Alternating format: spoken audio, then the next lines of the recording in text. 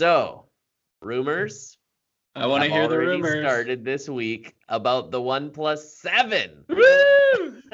So When would that come out? In Barcelona next year? in In February? Barcelona. Um, Barcelona? they usually announce, I believe it's in March or April. So Hmm. about the same time, a little bit after Samsung releases their phones. So I don't think actually OnePlus have ever announced at Barcelona, but it's usually close. So yeah, let's look forward to that. But here's the rumor. It's not a rumor, actually. It was confirmed just on October 23rd. And it was Carl Pei made the announcement at Qualcomm's big 5G summit in Hong Kong, and it's that the OnePlus 7 is going to be the first commercially available 5G cell phone Holy in the United cow. States.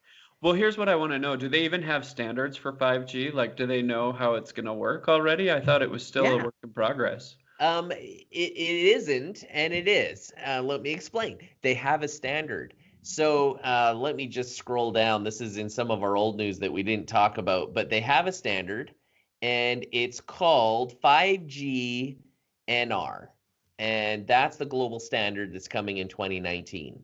There is another close to standard that Verizon is actually installing right now in some select cities. It's in Houston, LA, San Francisco, and Indianapolis, and they started doing that about 3 weeks ago. And it's 5G TF, or the TF stands for Technical Forum, and it's proprietary to Verizon. And Boo. I know, boo. But it's on the same spectrum as regular 5G, the 5G NR. And the only reason that Verizon says they're not installing 5G NR right now is because it's not ready.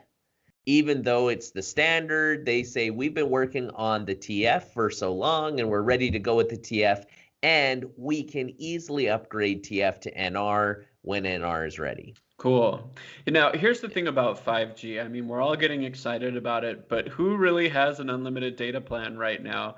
When you talk to most of your friends, they have maybe 2 gigabytes, maybe 5 gigabytes. If you have a 5G access and you only have 2 gigabytes of data a month, it's going to go in 10 minutes. You're going to be listening to your live streaming music and it's over. Well, You you know? know what? I hope this is going to drive the price down, just like going to 3G did. So remember with 2G, we were able to like get some web pages, but it was like turn off all the photos because it was just burning through our data. And then when 3G came out, it brought data. I mean, it brought pictures. It was so much quicker to load a web page. And then 4G really brought um, video. So all of a sudden, you could be sitting on the bus and you could be looking at YouTube videos and Facebook videos and YouTube Live. Hello, Netflix. everybody. Hello. Yeah. Netflix and all the other things that you can be doing. So 5G is just going to bring massive amounts of data, and I'm hoping that it will also mean that it will be cheaper. Now, here's the problem with 5G is the hardware has to be really close to each other because of the spectrum that it's working on. You're going to have to be 150 feet apart. So a lot of people are concerned about this. I was reading some interesting articles about it where they're starting to install in some of these cities like Indianapolis and What do San you mean? Francisco. What do you mean 150 feet apart, like from someone you're calling?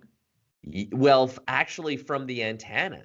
So Oh, it's basically a line of sight situation. So when you're in other spectrums like what we're currently dealing with in 4G and 3G, you can broadcast that signal at a much greater range, but you don't get as much data. I Whereas see. 5G, you get these laser super awesome amounts of data flying at you, but you basically have to be able to see it.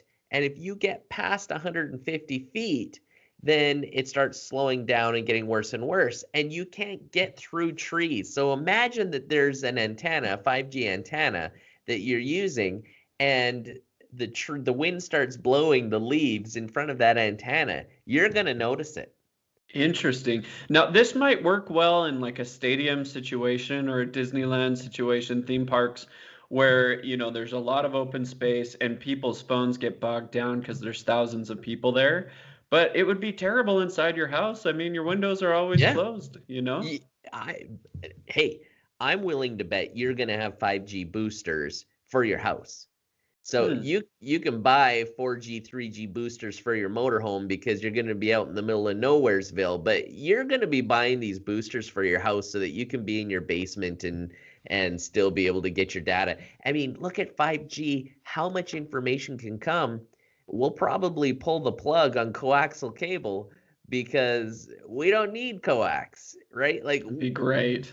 we're not gonna, or cat 5, we're not gonna need cat 5, we're not gonna, like, it's gonna be so blazing fast, but we're also gonna need to build that infrastructure. So that's why I think 5G is gonna take a while. Is it gonna come out in 2019? Sure. Are we gonna be on it? Because even Qualcomm says there's gonna be at least 2 phones in 2019 that will be able to use 5G.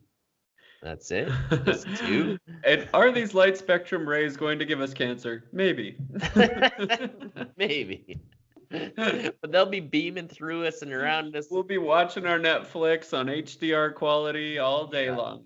And Yeah. what's fascinating about this is they're actually doing some really cool things. So they're going to be bouncing these 5G signals off of walls. So there's actually going to be a lot of engineering that goes into it. If you set up an antenna over here and an antenna over there, you might be bouncing that signal off of a wall before it gets to the antenna. So that's kind of their plan, is to use a lot of bouncing, a lot of antennas to be able to blanket the places that we want to use 5G. But man, we're not going to see it out in rural areas. You're not going to be on a farm on 5G, but cities, absolutely. Cities, you're going to see 5G, and you'll probably run out and buy a 5G booster for your house if you've got a 5G phone, and that's how you're getting your internet. So they say it's going to change the world. I think it's going to be slower than we think because of the infrastructure, and a lot of people are concerned, what's it going to make my neighborhood look like if every tree or every lamp post or every light post is going to have an antenna? And how expensive is that? And How is there no other solution to this? Like when all the scientists sat down and thought about it, like couldn't there be another way that is less lossy to just, transfer the data as quick as 5G, but through a wall, you know? well, maybe. I think what they're doing is they're already finding those workarounds by literally working around the objects and doing the bouncing. So let's see what happens.